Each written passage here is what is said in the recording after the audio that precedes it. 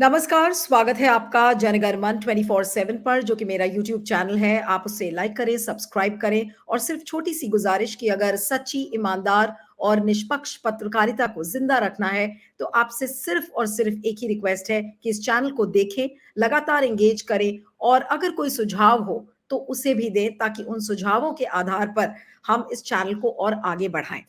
अब आज चलिए मुद्दे की बात करते हैं। अभी थोड़ी देर पहले की खबर आई है कि जो हिमाचल प्रदेश कांग्रेस कमेटी है, यानी कि इस पूरी कांग्रेस हिमाचल की जो इकाई है कांग्रेस की, उसको भंग कर दिया गया है। और भंग ये करके कहा गया है, कहते हुए भंग किया गया है कि पूरी हिमाचल प्रदेश कांग्रेस की जो इकाई है उसमें गुटबाजी को खत्म करने के लिए रीस्ट्रक्चरिंग की जाएगी। हालांकि जो प्रतिभा सिंह है, वो अभी प्रदेश अध्यक्ष अभी ऑलरेडी हैं, उनको नहीं हटाया गया है। और उन्होंने अभी पिछले हफ्ते एक चिट्ठी लिखी थी 26 से 27 अक्टूबर को मल्लिकार्जुन खड़गे को, और उसके बाद इस ये डिसीजन लिया गया है। और अभी थोड़ी देर पहले ही एक सर्कुलर निकाला गया था जिसमें इस बात की जानकारी दी गई कि हिमाचल प्रदेश कांग्रेस कमेटी को भंग किया गया है। अब इसके पीछे की पॉलिटिक्स क्या है? क्या गुटबाजी वाकई में खत्म हो जाएगी? क्योंकि एक तरफ प्रतिभा सिंह का खेमा है, उसके बाद सुखविंदर सुक्खू का खेमा है, फिर मुकेश अग्निहोत्री का खेमा है, और सब लोग अब अपने अपने लोगों को लाने की कोशिश करेंगे क्योंकि इकाई को भंग कर दिया गया है। तो ऐसे में जो पूरी हरियाणा प्रदेश की जो हिमाचल प्रदेश की जो पूरी जो पॉलिटिक्स है, वो अब किस ओर जाती हुई नजर आ रही है, और क्या वाकई में ये गुटबाजी खत्म हो पाएगी? इस समय हमारे साथ द फेडरल नाम की एक बड़ी वेबसाइट है, उसके senior editor Puneet Nicholas Yadav जुड़ रहे हैं। पुनीत, आपका बहुत बहुत स्वागत है। Thank you so much for joining. और पहला सवाल थैंक पुनीत यू। यही है, जो हिमाचल प्रदेश की जो कांग्रेस की जो इकाई को भंग किया गया है, क्या ये एक बहुत सोची समझी चाल के तहत किया गया? जो कहा जा रहा है कि प्रतिभा सिंह ने एक चिट्ठी लिखी थी और चिट्ठी लिखने के बाद ये डिसीजन लिया गया है। इस पूरे डिसीजन को कैसे देखते हैं आप? देखिए नीलू, ये वैसे तो एक रूटीन प्रक्रिया है और ये पहली बार नहीं हुआ है। अलग अलग राज्यों में कांग्रेस इस तरह के कदम उठा चुकी है।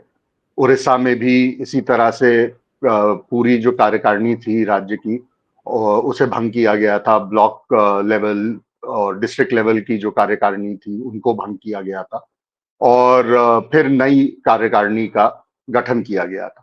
और ऐसे ही उत्तर प्रदेश में भी हो चुका है। ऐसे ही और भी कई राज्य हैं जहां पे ये प्रक्रिया जो है पार्टी की चलती रहती है।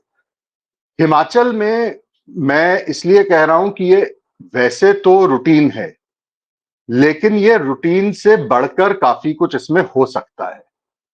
और ये बात सही है कि प्रतिभा सिंह ने खुद इस चीज के लिए कांग्रेस अध्यक्ष को चिट्ठी लिखी थी कि प्रदेश की जो कार्यकारिणी है उसको भंग किया जाए, क्योंकि ये कार्यकारिणी 2019 से चल रही थी।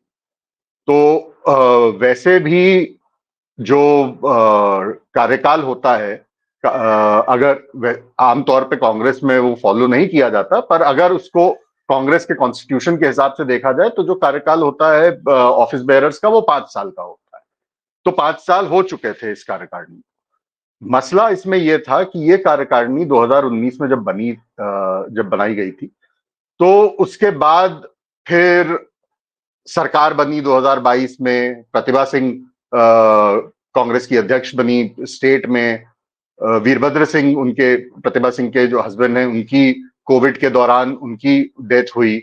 और कई सारी चेंजेस कांग्रेस में हिमाचल प्रदेश में आए।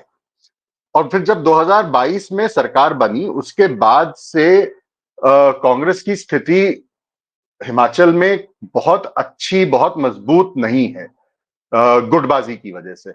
आपने पहले देखा था राज्यसभा के चुनाव में किस तरह से अभिषेक मनु सिंघवी एक वोट से हार गए थे। और उसके बाद में 6 विधायकों ने जो है, कुछ विधायकों ने, 4 विधायकों ने क्रॉस वोटिंग की। 2 और विधायक जो बाहर से समर्थन दे रहे थे पार्टी की सरकार को, उन्होंने समर्थन वापस लेके बीजेपी ज्वाइन कर ली। फिर उपचुनाव हुए जिनमें 4 सीटें कांग्रेस जीती और 2 जो है बीजेपी जीत गई। और इस पूरे प्रकरण के दौरान प्रतिभा सिंह का जो रोल रहा, वो या सुखविंदर सिंह सुक्खू का भी जो रोल रहा, वो सबके सामने था। किस तरह से एक ये स्थिति बन गई, और प्रतिभा सिंह के बेटे विक्रमादित्य सिंह जो मंत्री हैं सुक्खू सरकार में, किस तरीके से कितनी ज्यादा उनके वर्किंग रिलेशनशिप में एक तनाव की स्थिति बन गई थी कि प्रतिभा सिंह ने और विक्रमादित्य सिंह ने तो ये भी कह दिया था कि साहब हम तो इनके साथ काम ही नहीं कर सकते, और ये पार्टी के वर्कर्स का और जो पार्टी के अध्यक्ष हैं स्टेट में, मतलब प्रतिभा सिंह खुद या बाकी सीनियर नेता हैं, उनमें से किसी की बात नहीं सुनते, सिर्फ अपनी बात और अपने गुट के लोगों की बात सुनते हैं। इस तरह की स्थिति थी। उस स्थिति में कोई खास बदलाव अभी तक आया नहीं है। हिमाचल में लोकसभा हालांकि सरकार थी, और लोकसभा के चुनाव के साथ ही बाई इलेक्शंस हुए थे 6 सीटों के। उनमें कमाल का एक नतीजा भी देखने को मिला कि चारों लोकसभा की सीटें कांग्रेस बहुत भारी मतों से हारी, और उसी वक्त साथ ही में हुए जो उपचुनाव थे उनमें 4 उपचुनाव जीत गई, 2 हार गई। तो और उस वक्त भी प्रतिभा सिंह ने यह कहा कि इस हार का कारण यही है कि ऑर्गेनाइजेशनल तौर पर कांग्रेस का जो कार्यकर्ता है, जो वर्कर है, वो बहुत मायूस है क्योंकि चीफ मिनिस्टर उनकी सुनते नहीं है। तो वो काफी वक्त से इस चीज को कह रही थी। सुक्खू भी ये चाह रहे थे कि भाई प्रदेश कार्यकारिणी में उस तरह के लोग हों जिनके साथ वो काम कर सकें।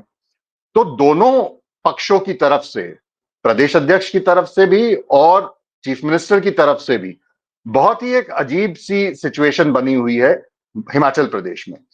अब नई कार्यकारिणी बनेगी, कब तक बनेगी ये हम कुछ कह नहीं सकते। कई राज्य अभी भी ऐसे हैं कांग्रेस जहां पावर में नहीं है, और पावर में ना होने के बावजूद सबसे इंपॉर्टेंट चीज होती है एक संगठन तैयार करना। कई ऐसे राज्य हैं जहां पे अभी तक संगठन तैयार नहीं हुआ है कांग्रेस का, 2-2 3-3 साल हो गए कार्यकारिणी नहीं बनी है।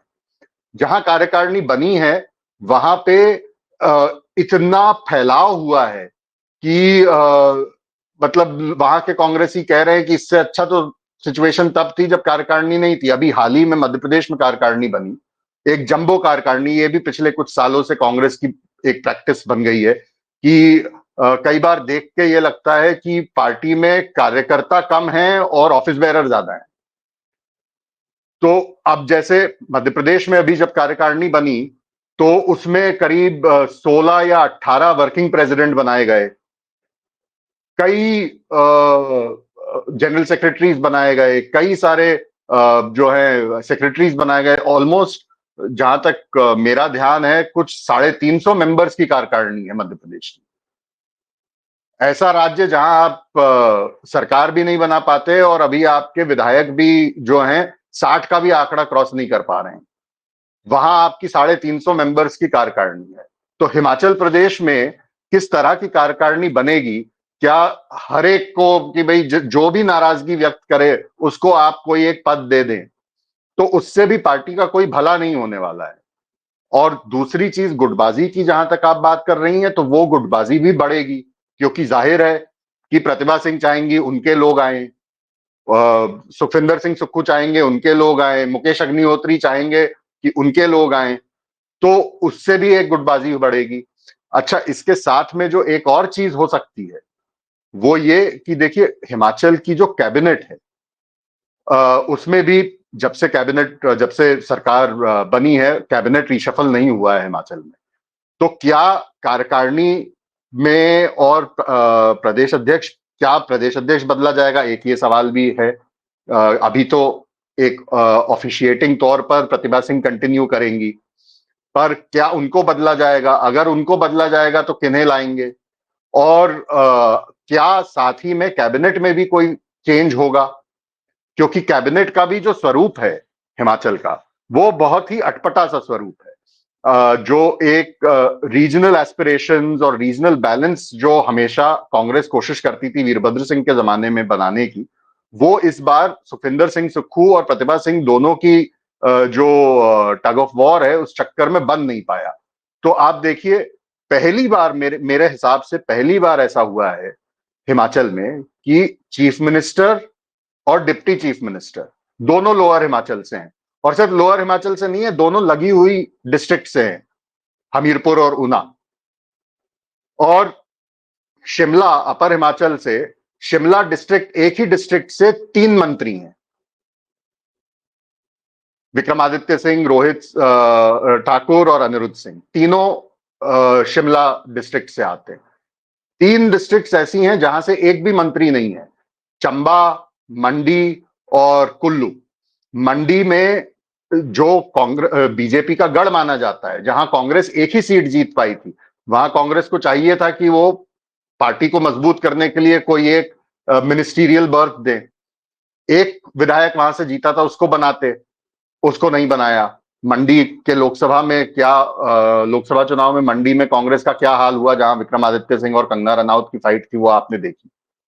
तो इस तरह की भी एक सिचुएशन है। तो ये रूटीन प्रक्रिया क्या इससे रूटीन से बढ़कर बन जाएगी, ये देखने वाली चीज हो। नहीं, लेकिन पुनीत, जो आप समझा रहे थे अभी कि सब लोग चाहेंगे, मुकेश अग्निहोत्री अपने लोगों को लाना चाहेंगे, प्रतिभा सिंह अपने लोगों को लाना चाहेंगी, सुक्खू अपने लोगों को लाना चाहेंगे, तो ये जो गुटबाजी को खत्म करने के लिए पूरी इकाई को भंग कर दिया गया, कहीं ऐसा तो नहीं कि अब इससे ज्यादा बड़े स्केल पर गुटबाजी शुरू हो जाए? उसको फिर कैसे संभालेगी जो सेंट्रल लीडरशिप है कांग्रेस की? देखिए, इसकी संभावना पूरी है। और आप ये मत भूलिए कि हिमाचल में कांग्रेस की मेजॉरिटी जो है सरकार की, वो बहुत कंफर्टेबल मेजॉरिटी नहीं। बिल्कुल। कुछ तो अब गुटबाजी के चलते कैबिनेट फॉर्मेशन में भी दिक्कत आई थी, गुटबाजी के चलते कार्यकारिणी प्रदेश की बनने में भी एक दिक्कत आएगी। अब इसमें इसलिए मैं कह रहा हूं कि हो सकता है पार्टी अल्टीमेटली डिसाइड क्या करेगी, ये तो देखना पड़ेगा, और कब बनेगी ये कार्यकारिणी।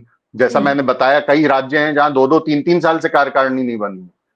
तो आप हरियाणा का आप एग्जाम्पल ले लीजिए, जहां अभी अभी चुनाव हारे हैं, और हरियाणा में लगभग 4 साल से कार्यकारिणी नहीं है। वहां डिस्ट्रिक्ट के प्रेसिडेंट्स कौन हैं, ब्लॉक के प्रेसिडेंट्स कौन हैं, आप बता नहीं पाएंगे। तो वो भी गुटबाजी का ही नतीजा है। तो यहां भी क्या क्या हिमाचल भी उसी तर्ज पे रहेगा?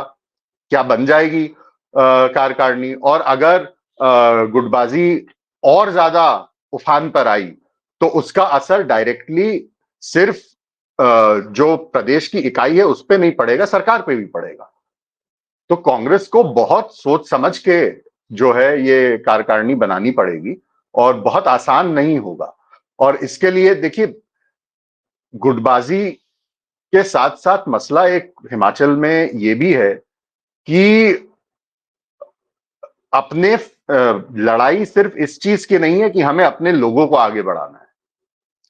वहां सिचुएशन इस तरह की बन गई है कि सुखविंदर सिंह सुक्खू और वीरभद्र सिंह की का जो परिवार है, प्रतिभा सिंह हो या विक्रमादित्य सिंह हो, वो साथ में बैठने को भी तैयार नहीं होते। तो इस सिचुएशन में, और जाहिर सी बात है कि जब आप पीसीसी बनाएंगे, ब्लॉक प्रेसिडेंट्स बनाएंगे, डिस्ट्रिक्ट प्रेसिडेंट्स बनाएंगे, तो चीफ मिनिस्टर और पीसीसी प्रेसिडेंट को तो साथ बैठना पड़ेगा, डिप्टी सीएम को भी साथ बैठना पड़ेगा। तो वो जब ऐसी सिचुएशन है कि आप साथ में बैठ के बात भी करने को राजी नहीं है, तो आप पार्टी क्या बनाएंगे वहां? चलिए, तो देखना होगा कि क्या कुछ होता है और कब बनेगी। जैसा आपने कहा कि कब बनती है कार्यकारिणी, वो भी एक चीज होगी देखने वाली। Thank you so much Puneet for joining on जाने का मन। Thank you.